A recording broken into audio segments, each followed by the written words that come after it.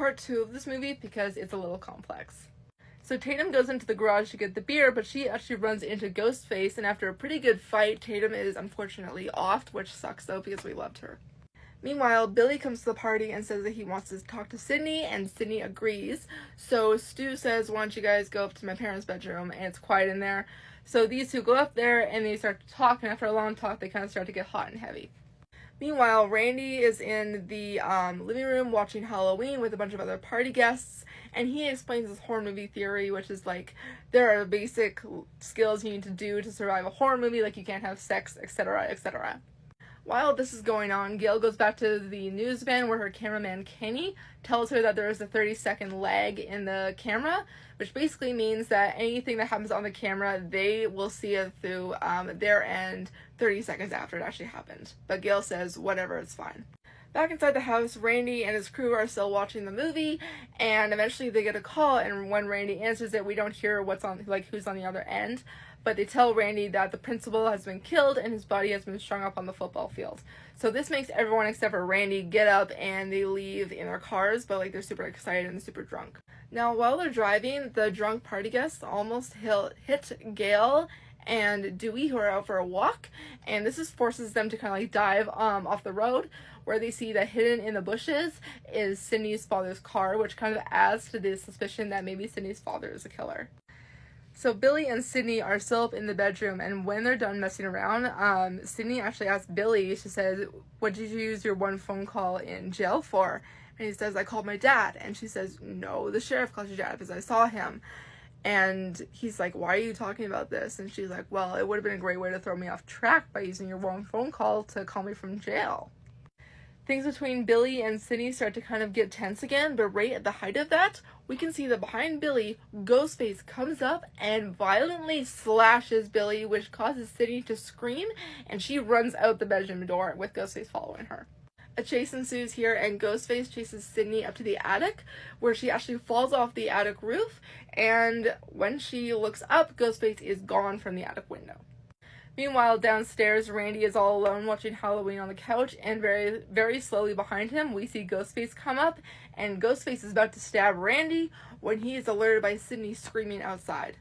Now, Sydney has seen the news van from the attic window, so she runs over to it and startles Kenny, who opens the door and lets her in. And these two actually see the footage of Ghostface entering the living room to kill Randy. But then, of course, Ghostface hears Sydney screaming, and he turns and he leaves. Kenny wants to save Randy, so he jumps out of the van, but as soon as he does that, he remembers this fucking 30-second lag, and as soon as he remembers that, Ghostface shows up, offs Kenny, and chases Sydney out of the van. So now Sydney doesn't really know where to go, because nowhere really seems safe, so she just runs away. That's her plan. So now Dewey and Gail come running back to the house because they were alerted by Sydney screaming. So Dewey tells Gail to lock herself in the news van and call the sheriff for help using the van's phone. But as soon as Gail starts to dial, she's actually surprised by Randy, who pops up right next to the window, and Gail is so surprised she hits Randy with the phone, and Randy just falls out of view.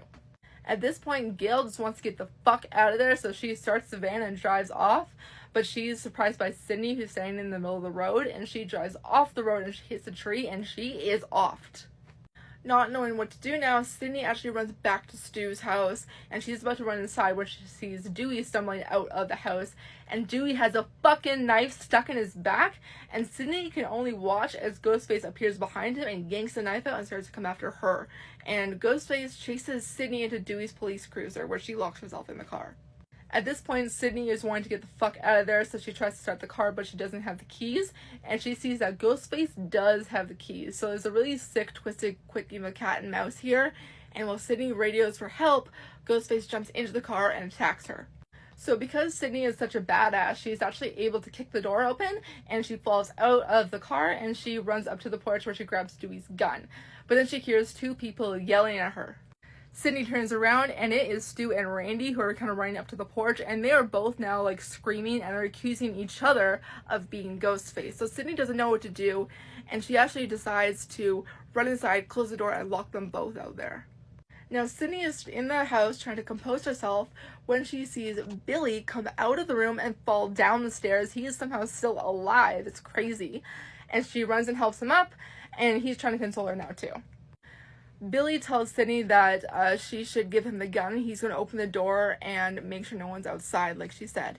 So Sydney does it, and he opens the door, but only Randy's there now, and Randy runs inside. Randy is fucking yelling and screaming, and he's saying that Stu has lost his mind now, but that is when Billy fucking turns around and fucking shoots Randy with a gun in cold fucking blood. So Sydney screams and turns around to run because now we figured out that Billy is the killer. And Sydney literally runs right into Stu, who happens to be right behind her, and she's like crying to him for help, and he raises a voice destroying machine, like yes, one of those old like toy machines, and he reveals that he is also Ghostface. So we have fucking 2 killers, and I think that Scream is like the first movie to actually do that, which is why it's so amazing. So Billy and Stu corner Sydney in the kitchen, where she like starts to scream at them, and she's yelling at them like, why the fuck would you do this? And that's when Billy reveals to Sydney that Sydney's mom was actually having an affair with his dad, and that's the reason why Billy's mom left him. And he just like basically has major abandonment issues. Now Stu also reveals that they have like more of an ongoing plan, so he puts the gun down and he goes into a closet. And Stu comes out of the closet and he's holding Sydney's dad, who is bound and gagged, and he fucking says that their plan is to frame Neil Prescott for all of the murders that have happened around town.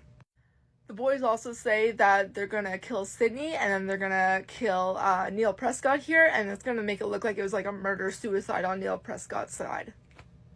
Stu also says that the plan was going to be that he and Billy were left for dead, and so this is why Billy pulls out the knife and fucking slashes Stu.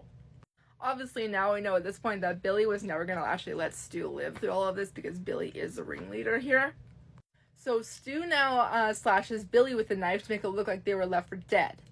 And now Billy tells Stu to go get the gun from the counter so they can kind of make the rest of this plan work. But when Stu goes to get the gun is gone. The gun is gone. It's not where Stu left it. And so they start looking around for the gun, like, where the fuck is it? Psych, guys. Gail is not dead, and she's holding the fucking gun pointed at Stu and Billy. Gail tries to pull the trigger here, but the safety's off, and Billy actually comes up and knocks her out.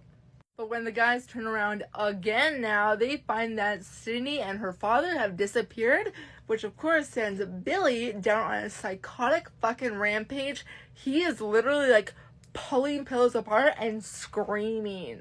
Mind you, by this point, Billy has actually stabbed Stu a few more times, so Stu is literally lying on a desk bleeding out. He cannot help, he's dying right now.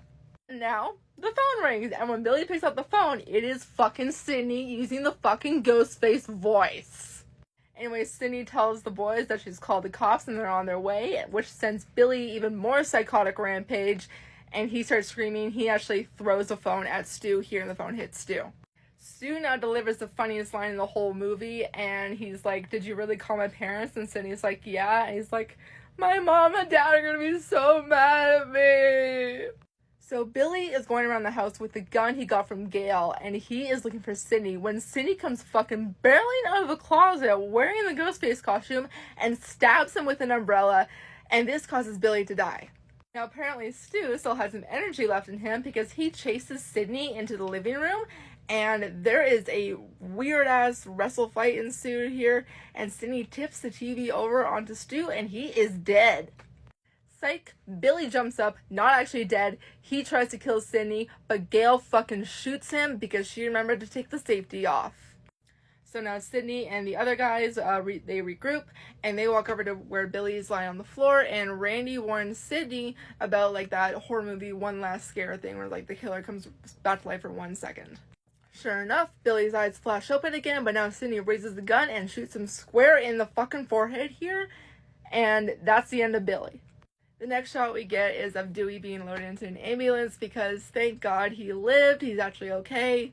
We then see Gail getting ready for a broadcast in front of a camera, and that's it, that's the end of the movie. Psych, we get one last flash of Ghostface and then the credits roll. That's the actual end of the movie.